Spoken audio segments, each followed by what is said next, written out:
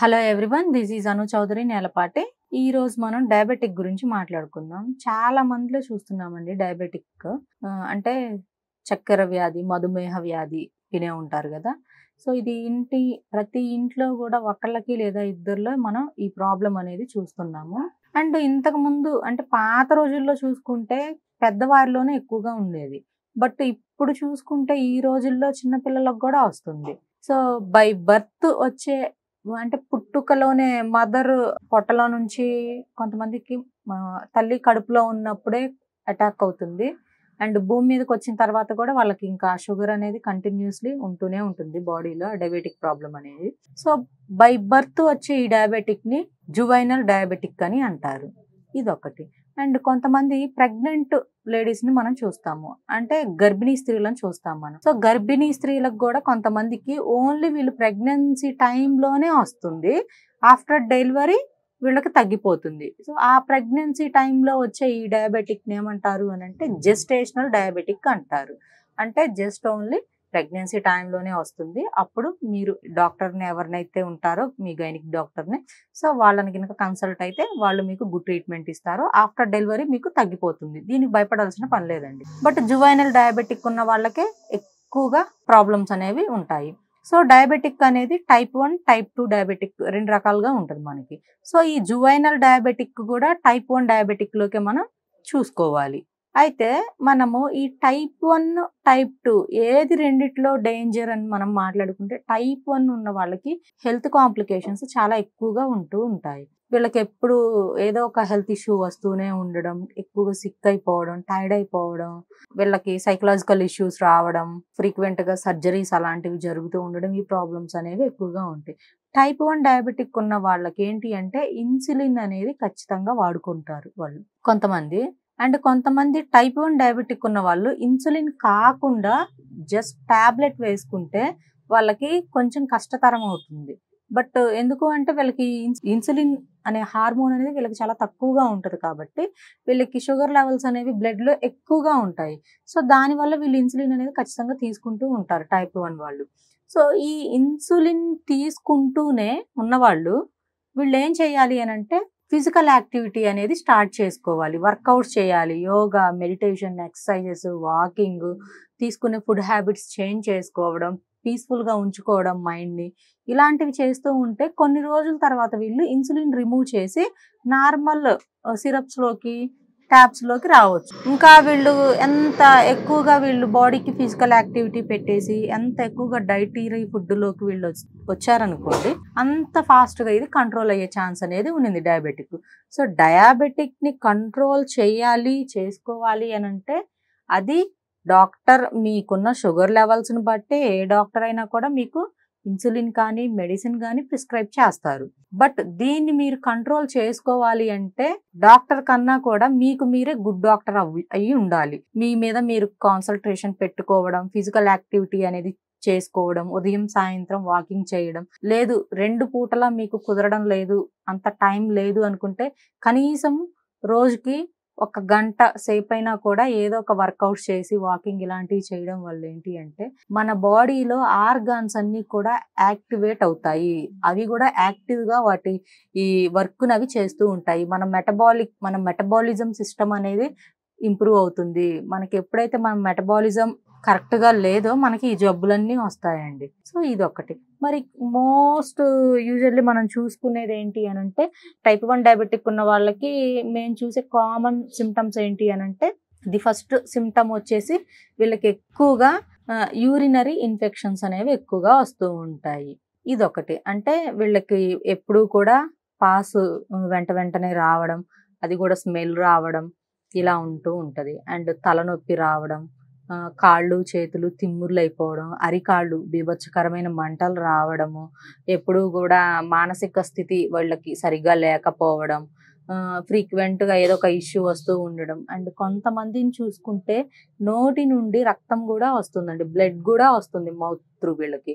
అంటే వీళ్ళకి ఇన్సులిన్ అదే అదే అంటే లైక్ షుగర్ అనేది బాగా పెరిగిపోయి ఉండి ప్రాపర్ మెడికేషన్ తీసుకోకపోవడం, ప్రాపర్ డైట్ ఫాలో అవ్వకపోవడం, ఎటువంటి ఫిజికల్ యాక్టివిటీ లేకుండా తినేసి అట్లానే నిద్రపోతూ ఉంటుంటారు.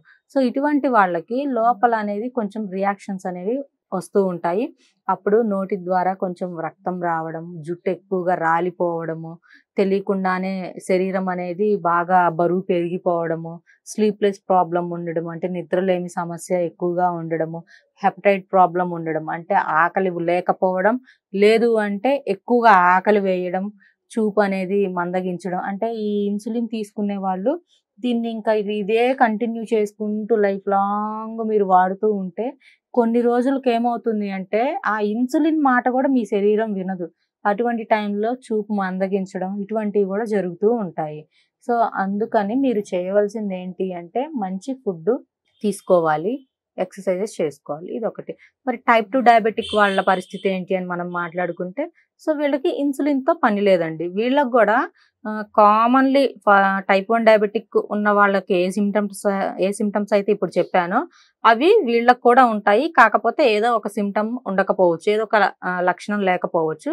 ఆల్మోస్ట్ వీళ్ళకి గూడా ఉంటాయి. బట్ కొంచెం తక్కువగా ఉంటాయి. సో, వీళ్ళకేంటంటే టాబ్లెట్ వేసుకున్నప్పుడు వీళ్ళకి కంట్రోల్ ఒస్తుంది. సో, వీళ్ళు కూడా సేము అలానే డైట్ అనేది మెయింటైన్ చేసుకుంటూ ఉండాలి. కొంచెం తీపి వస్తువులు, ప్రాసెస్డ్ ఫుడ్స్, మైదా రిలేటెడ్ ఏవైనా ఉంటాయో ఆహారము. సో, ఆ మైదా రిలేటెడ్ ఫుడ్స్ అవాయిడ్ చేస్తూ ఉండాలి. అండ్ బయట ఎక్కువగా మనకి ప్యాకెట్‌లో స్టాక్ ఉండే జ్యూసెస్ ఉంటున్నాయి ఇప్పుడు బాటిల్స్‌లో, ప్యాకెట్స్‌లో. సో, అవనేది ఖచ్చితంగా మీరు మానేయడం చాలా చాలా మీ హెల్త్‌కి మంచిది.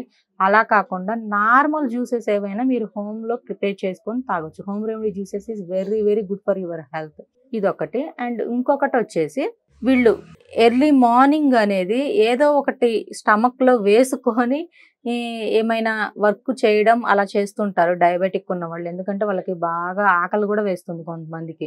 సో, అలా కాకుండా ఎర్లీ మార్నింగ్ వీళ్ళు ఏదో ఒక చిన్నపాటి ఎక్సర్‌సైజ్ చేసుకొని, ఆ తరువాత ఏదో ఒక ఫుడ్ తీసుకోవడం, లేదు అంటే ఏదో ఒక జ్యూస్ తీసుకోవడం ఇలాంటివి చేయడం వల్ల ఏంటంటే వీళ్ళ మెటబాలిక్ సిస్టమ్ అనేది బాగా కరెక్ట్ అవుతుంది. దానితో పాటు వీళ్ళకి ఇన్సులిన్ గూడా బాగా రిలీజ్ అవుతుంది. సో, ఇదండి మెయిన్.